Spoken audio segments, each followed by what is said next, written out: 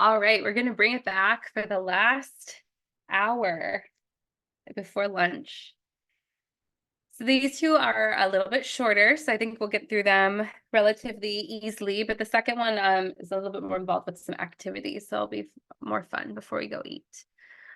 This PowerPoint is talking about our cardiovascular system and really like the middle mediastinum, so the kind of thoracic chest region, the pericardium. So first, a reminder, the pericardium is our double-walled sac around our heart and great vessels. It includes the fibrous pericardium, which blends with our tendon of the diaphragm, and a deeper two-layer serous pericardium, which has a parietal layer lining the internal surface of the fibrous pericardium, and a visceral layer or epicardium, which lines actually directly on the surface of the heart, viscera organ. They're separated by fluid, and we call that cavity pericardial cavity. As a whole, the pericardium's function is to protect and anchor the heart, to prevent overfilling of the heart with blood, and to allow the heart to work in a really friction-free environment. When this gets inflamed, we have pericarditis. And so any reason for this to get inflamed, we can see as a potential etiology of pericarditis. We often think about it post-MI. But infection and inflammation can arise from other etiologies as well. If you're visual, this kind of gives you a couple different pictures of what this looks like, and its relationship to these other structures. The pericardium itself does have blood supply. The blood supply is mainly from the cardiac phrenic artery, which is a branch of our internal thoracic artery. There's also mild filling from the musculophrenic artery, which comes from our internal thoracic artery, as well as some other branches or other blood supply from even as much as even all off of the aorta. The coronary arteries supply only the visceral, only the layer that lines the actual heart. It's not going to supply the parietal layer of the pericardium. Drainage across the whole for the pericardium is through the pericardiac phrenic veins, or other kind of tributaries of the brachiocephalic or internal thoracic veins. And there's a variety of kind of tributaries or collection veins or anastomoses from the azygous venous system, which we will look at. Nerve supply to the pericardium, where you would feel potentially that pain or irritation, will come from our phrenic nerves. Hence this phrenic component for the artery and the veins. And that comes off of C3 through C5 nerve root. You'll also have innervation from our sympathetic trunk, vasomotor, as well as our vagus nerve, which we don't have any necessarily direct function outside of recognizing it's part of our parasympathetic nervous system. But again, this is all talking about innervation and blood supply for the pericardium. Speaking of our coronary arteries, classic board questions is about coronary arteries. We'll have another slide later on about this as well. But if we look at what branches off our aorta, we have our left main coronary artery and our right coronary artery. We then have our left main coronary artery breaking off into our circumflex coronary artery and our left anterior descending. Our right coronary artery will wrap all the way around, and we can see it's kind of distally here. There are other branches that we will look at though. So if we look at our, let's see here. I think I might have a better picture. I do. I'm going to pull up my better picture now because this will be way better.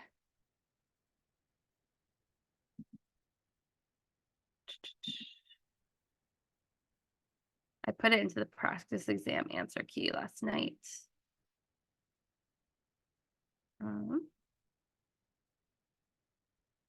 Sorry, but I think it's worth it.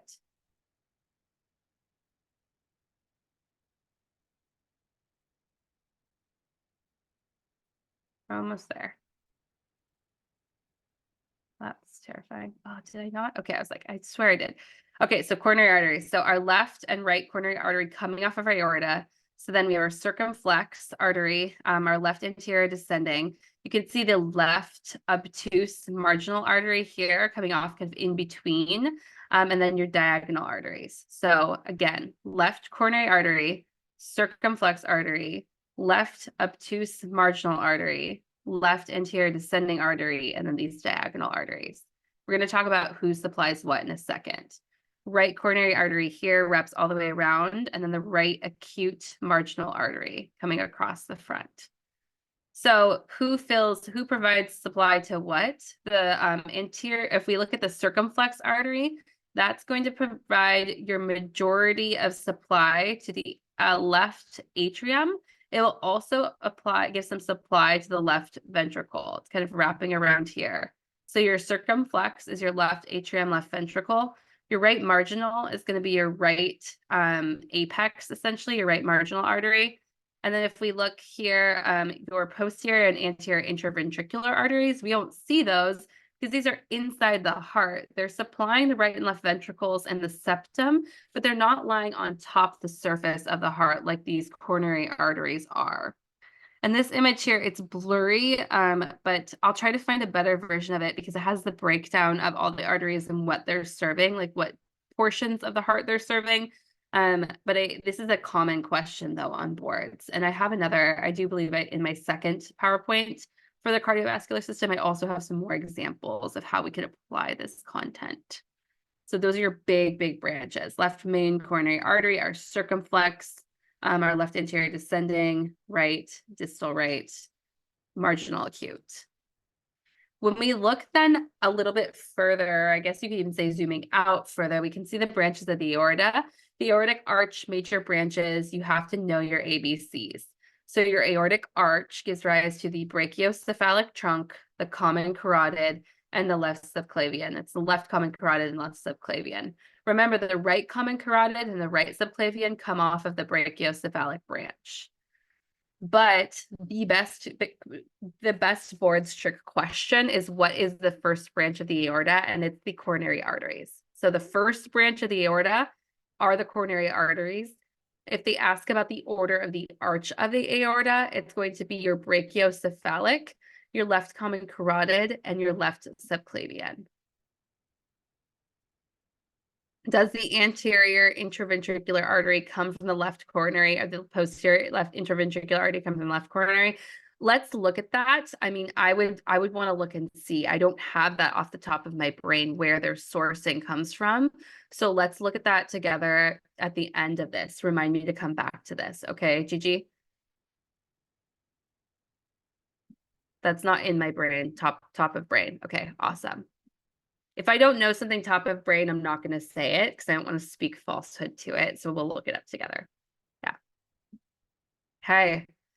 So looking then inside the heart. So coronary arteries, super high yield. Internally, I mean, obviously knowing your cardiac cycle, but this isn't a physiology review. This is an anatomy review. So these should be obvious structure-wise. We are going to deep dive into each kind of atria ventricles to look at what's in there. But if you are having trouble remembering your heart valves, your circle, your mnemonics, you could remember tripolling my aorta for tricuspid pulmonary mitral aorta for the valves, or for the atrioventricular valves, LABRAT, left atrium is bicuspid, right atrium is tricuspid, or cardiac valves in order and circuit, try before you buy. So first you learn a tricycle, then you learn a bicycle, remembering that tricuspid is right side, bicuspid is left side. We can see those pictures here. So if you're having trouble, try any of those mnemonics. Those could be helpful. When we look, though, at the muscular layers of the heart, that's more a little bit more interesting. Our epicardium is our thin external layer of mesothelium formed by the visceral layer of our serous pericardium. So the epicardium is really the visceral pericardium. It's our actual pericardial lining. Our myocardium is the muscle, our cardiac muscle. So what we think about, and the endocardium is going to be our thin internal layer, the endothelium, the subendothelial connective tissue, or essentially the lining membrane of the heart. And this endocardium covers the valves. Depending on where you have inflammation, if you have inflammation in this layer, you're probably calling it pericarditis because it's part of the actual pericardium. If you have inflammation in this area, you call it myocarditis, or inflammation internally, endocarditis. That's why we often associate endocarditis with our valves getting those different particulates on it, bacterial infections, because it's really that connective tissue covering of not only the chambers of the heart, but the valvular surfaces of the heart as well. And if you wanted to histologically look, you could see the makeup of the parietal pericardium. The visceral pericardium or epipericardium has epithelial tissue and loose connective tissue, so probably areolar connective tissue. Our myocardium is our muscle, and then the endocardium is loose connective tissue, and endothelium, which is the epithelial cells. Our skeleton of the heart is all fibrous, and this is where our muscle fibers are anchored to. The framework forms these 4 fibrous rings, which surround our orifices of our different valves. So we have our right and left fibrous trigones, which are formed by connecting rings, and the membranous parts of the intraatrial and intraventricular septa. And they are keeping the orifices of the valves open. Otherwise, the valve orifices would close down. They also provide attachment points for heart muscle and an insulator. This is the insulation between atrial impulses and ventricular impulses, allowing for the atria to receive that signal from its conduction, our SA and AV node, prior to it sending its signal down through the ventricles via bundle of His and Purkinje fibers. So when I mention the insulation of the heart, I'm really meaning this fibrous structure and these fibrous components that separate these different spaces. Some key anatomical, again, we're not trying to do physiology today, but the key anatomical components of the atria, the right atrium gets blood from 3 places. The internal or the inferior and superior vena cava and the coronary sinus are going to put blood into the right atrium. We can see kind of this, we're looking here at the right auricle. This is cut away, is the primordial atrium, and it will allow for an increased capacity of the atrium as it overlaps with the ascending aorta. The coronary sinus will lie in the coronary groove. It gets blood from the cardiac veins. This is where the cardiac veins, the coronary arteries, are essentially draining to on the heart. And the coronary sinus is the embryonic venous sinus. So you could use these as exchange, one and the same. Looking closer at the right atrium, its purpose is to receive venous blood returning to the heart. It's separated by an interarterial septum, which will separate the right side from the left side. And an important structure is the foramen ovale, which is the opening in the interarterial septum in a fetus. The fossa ovalis is the remnant of the foramen ovale. So this is the fossa ovalis.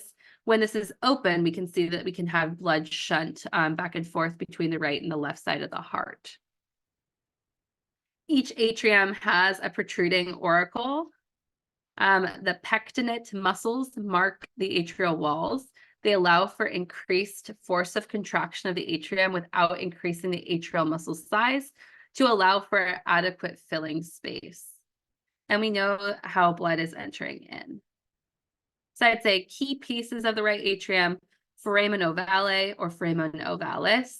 Pectinate muscles are in the atria, so they are not in the ventricles. It's a classic board question. And there is a septum that separates the right and the left side of the heart. And then know the 3 structures that drain. If we wanted to add in the conduction system, we could add in our SA node, our conducting or internodal pathways, and our AV node. Both of those structures are located in the right atrium as well. A moment for our interatrial septum. It's located between the right and the left atria. It contains the fossa ovalis or the foramen ovale. There is also the intraventricular septum, which is located between the right and left ventricles. The upper portion is going to be more membranous. The lower portion is more muscular. Looking then at the right ventricle, these are our discharging chambers of the heart. They contain papillary muscles and our trabeculae carneae. We can see the trabeculae carneae being kind of the lumpy bumpies, and the papillary muscles are going to be attached to our connective tissue, our tendinous cords that attach to our valves, which we'll see. They're separated by our interventricular septum, which does have components of our conduction systems. That's where our right and left bundle branch will flow through, and then the Purkinje fibers will innervate on the sides of the ventricles themselves. Right ventricle is pumping blood into the pulmonary trunk, so via the pulmonic valve, taking blood in the pulmonic arteries into the lungs. The right ventricle will taper down. It forms this conus arteriosus as it leads into the pulmonary trunk. So this is kind of this region here that's tapering together with this pulmonary valve at its apex. I've never seen them ask about the conus arteriosus. A moment on chordae tendineae. So the papillary muscles is what I mentioned before. They're attached to these connective tissue components, chordae tendineae, which is attached to the cusps of our atrioventricular valves. The tendinous cords and the papillary muscles are helping to maintain valve closure during contraction. They are not closing or opening the valves. They're just maintaining closure when there is an increased amount of pressure during systole, essentially preventing regurgitation. I already mentioned the septum, so I'm just seeing if I don't think there's anything else that's super exciting in this component here. No. Okay, left atrium. Mostly at the base of the heart, there are left and right pulmonary veins that enter into the left atrium from the lungs.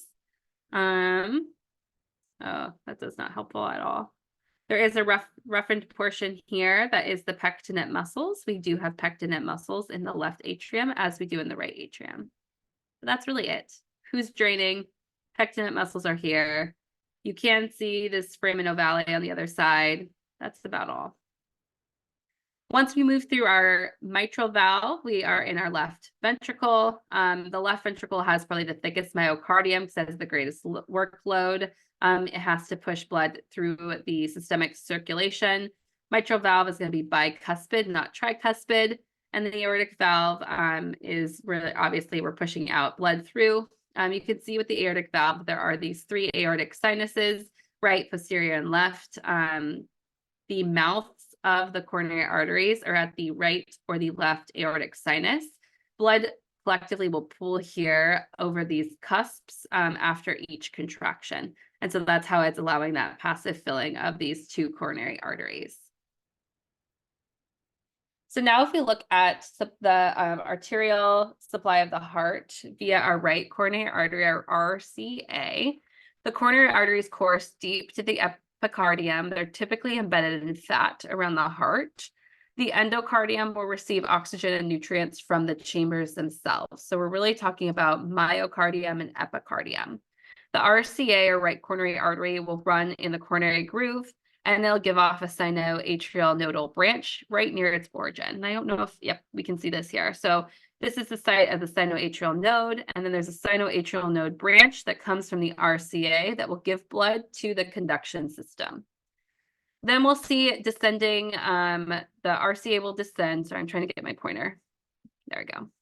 The RCA will descend, and then we'll see it will give off the right marginal branch that will run towards, but won't quite reach the apex. So we see it running towards, but not quite reaching the apex completely. Then the RCA is actually moving posteriorly. We can see it on the back side of the heart, and we can kind of follow it here and see it on the back side of the heart. And it gives rise to an AV nodal branch at the crus of the heart, the junction of kind of the septa and the 4 heart chambers, and will provide blood supply to the AV node. So Great Board's question would be what blood vessel is supplying the conduction system of the heart? And if you're talking about SA or AV node, your RCA, or right coronary artery, would be your best answer. The posterior interventricular branch supplies both ventricles. So here's that answer to the question, Gigi.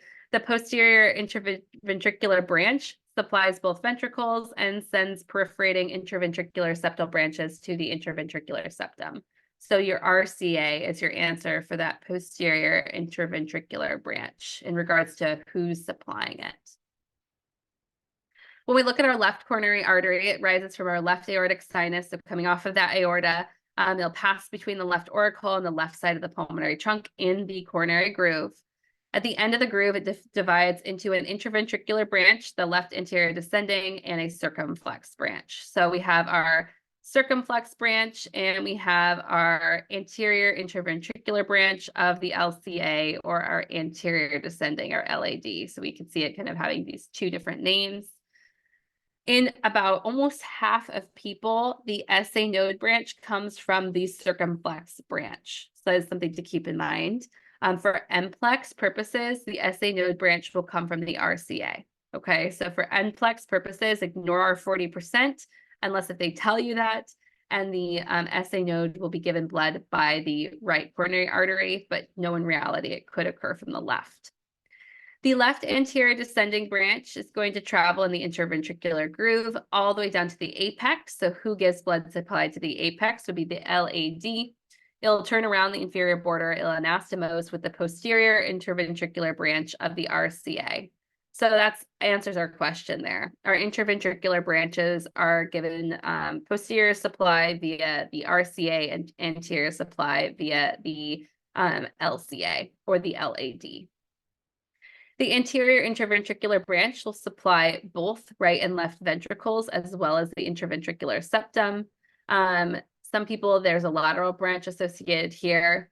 The circumflex branch will follow the coronary groove, move posteriorly, and give off the left marginal artery. I don't know if I can see that here. We see the right marginal, left marginal artery up top here, which will supply primarily the left ventricle, and this also terminates prior to reaching the crus region.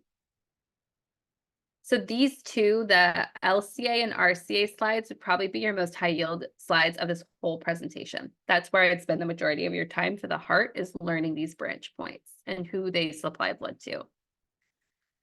Now, when we talk about venous drainage and lymphatic drainage of the heart's drained majorly by veins that empty into our coronary sinus, which we can see in this picture here, and the coronary sinus drains directly into our right atria.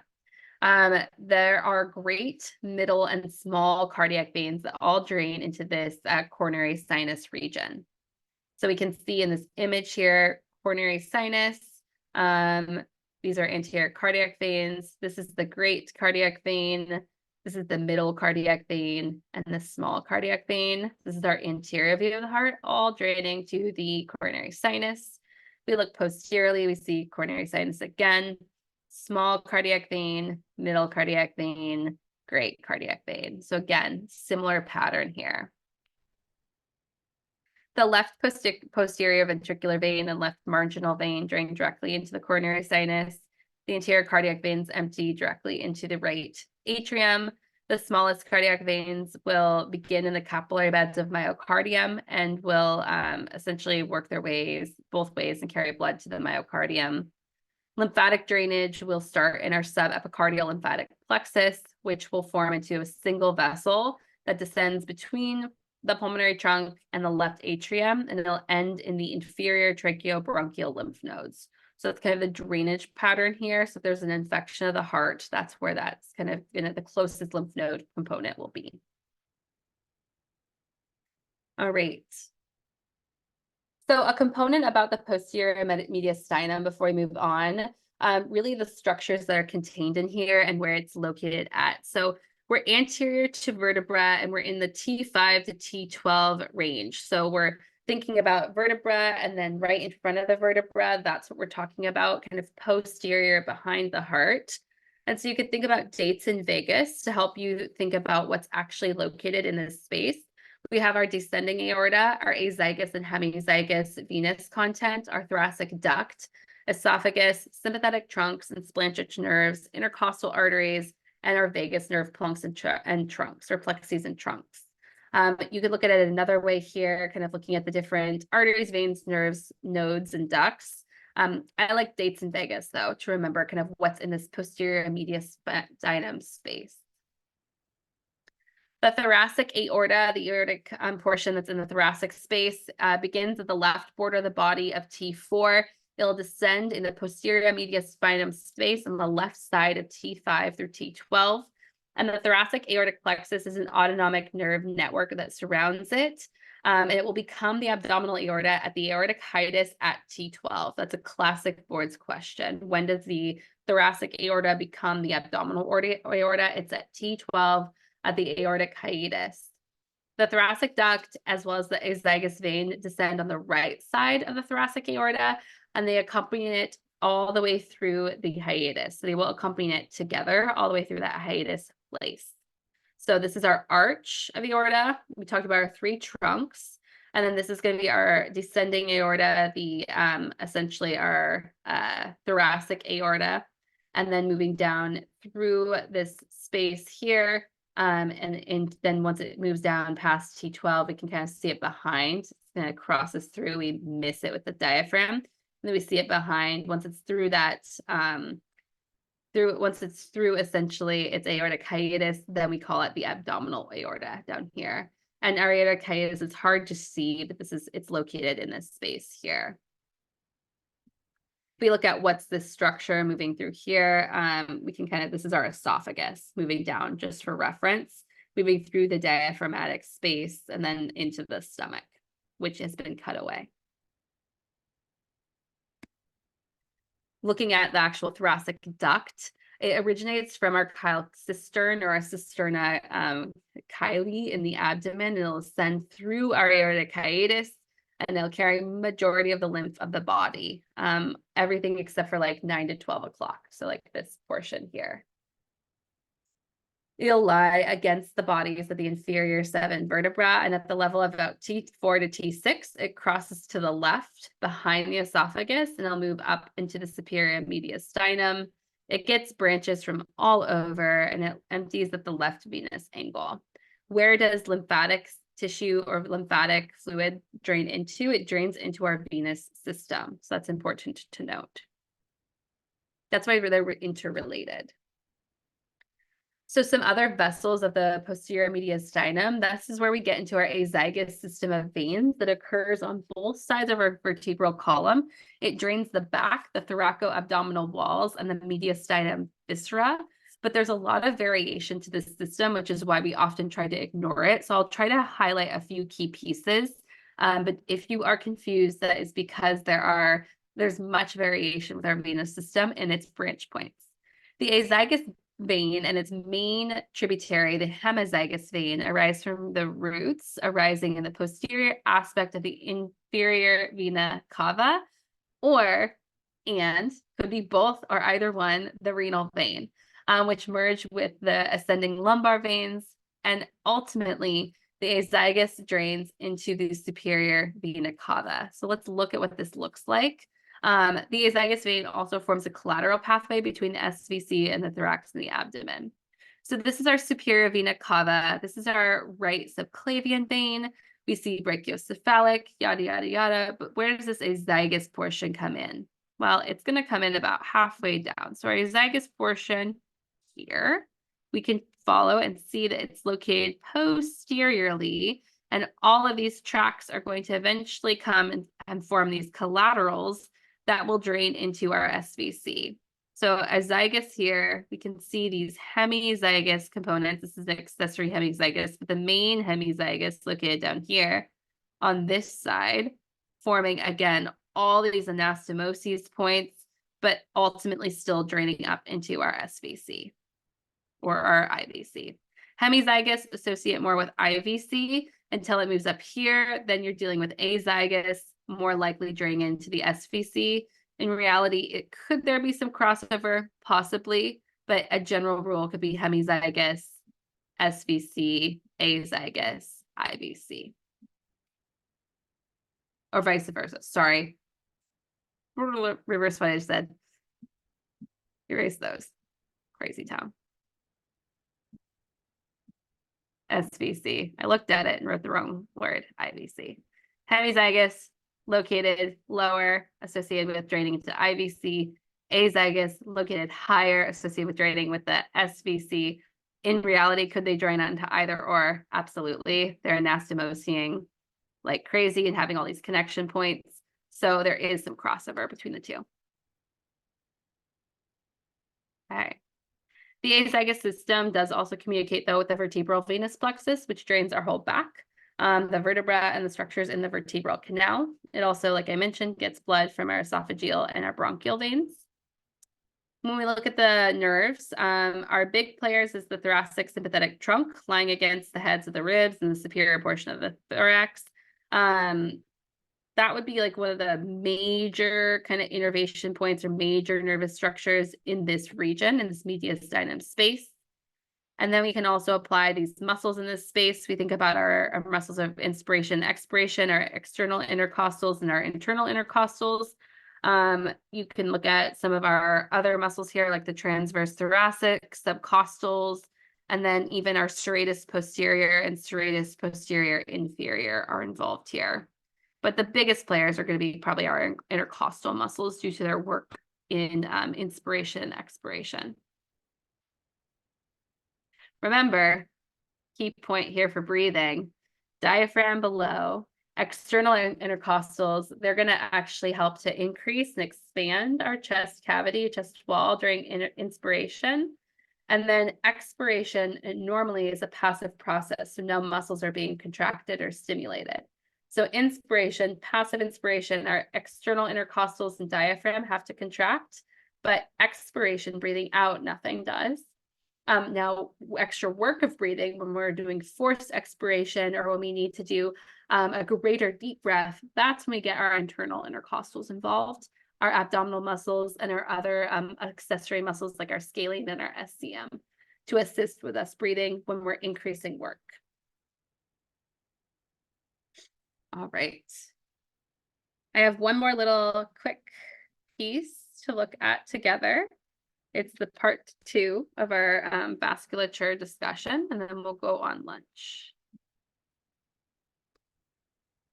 So this is, again, another picture. I'm going to pass over this, but this is a great picture you can practice kind of drawing on, and it gives you just some pathways. So aorta, LCA, LAD, LCX, that's your left circumflex, and then your, oh, there you go.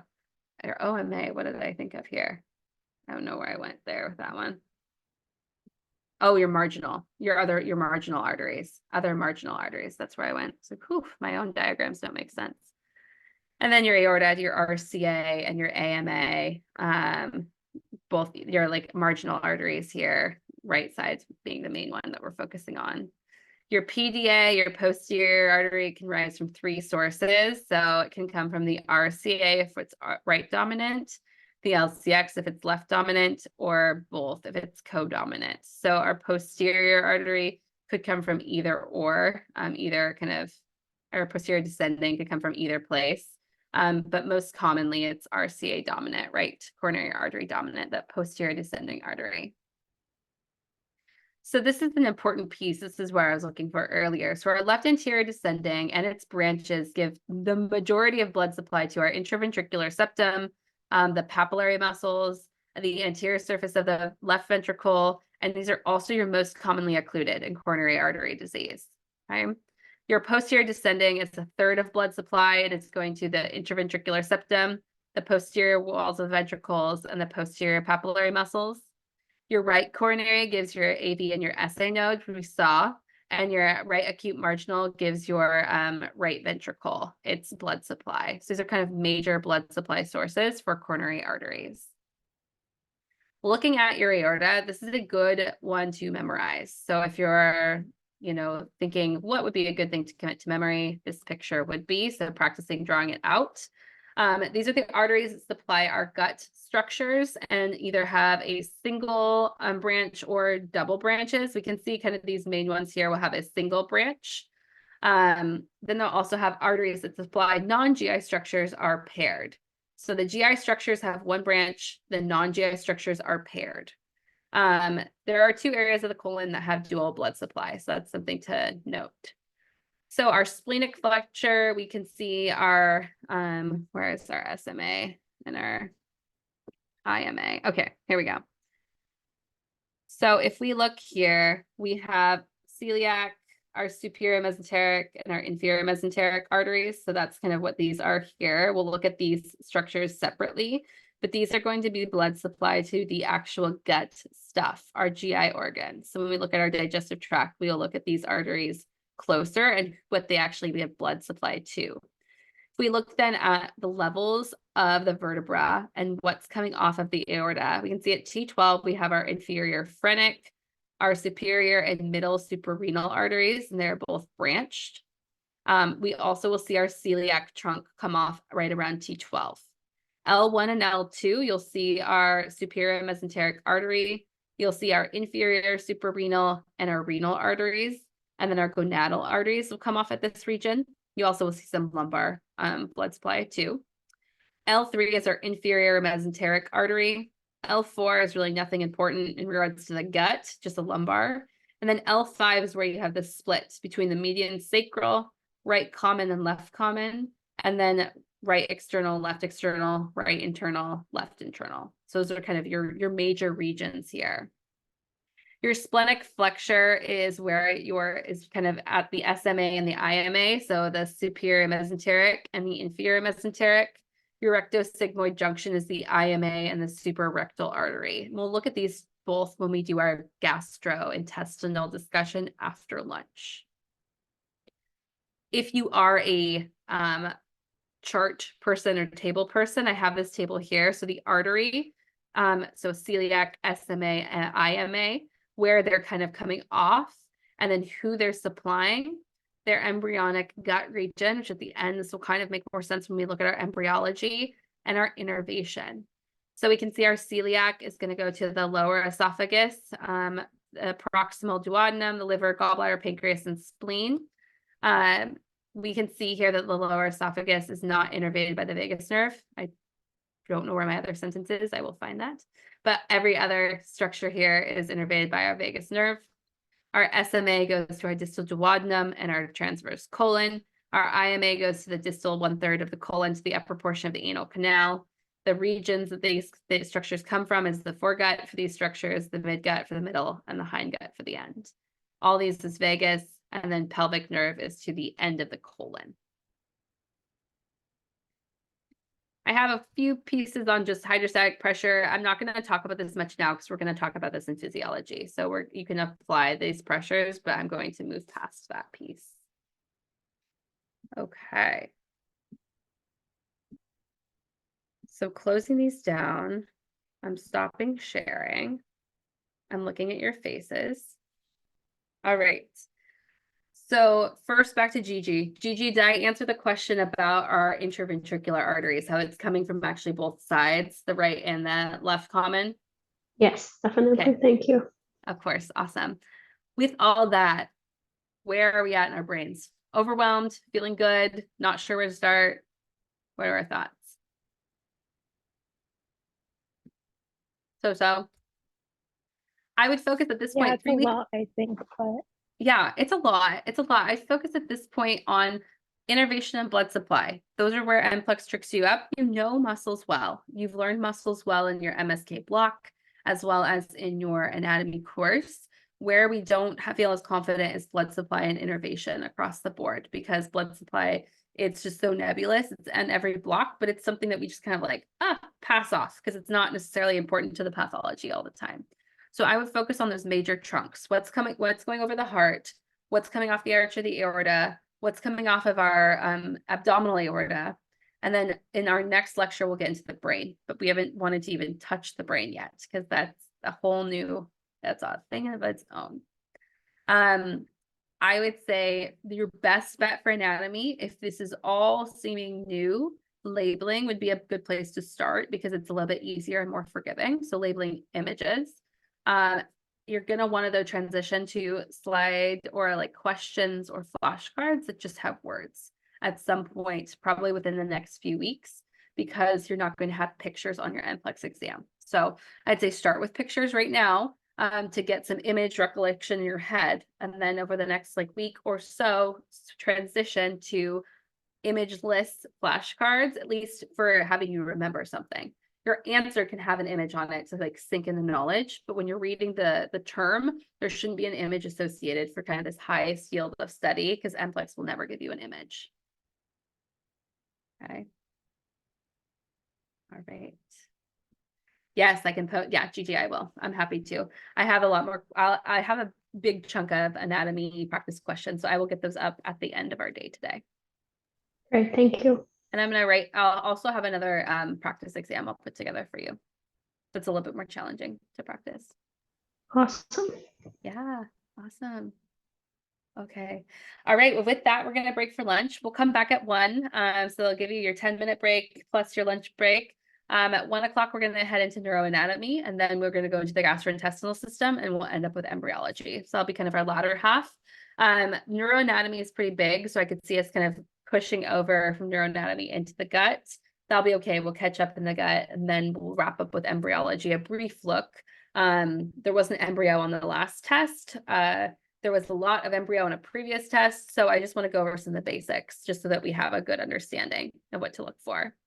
I'm going to keep the link open, so if you want to stay on, you're welcome to, but at probably 10 till, I'll sit back down and I will open up the Moodle or the Zoom again. So if you log off and pop back on, I'll let you in from the waiting room. And Monel, the videos from last week are on my YouTube channel right now. I haven't been able to get them into the Moodle page, but I did link the YouTube channel on the Moodle page so you can find it, as well as all of my old recordings from previous NPLEX reviews. They're all there.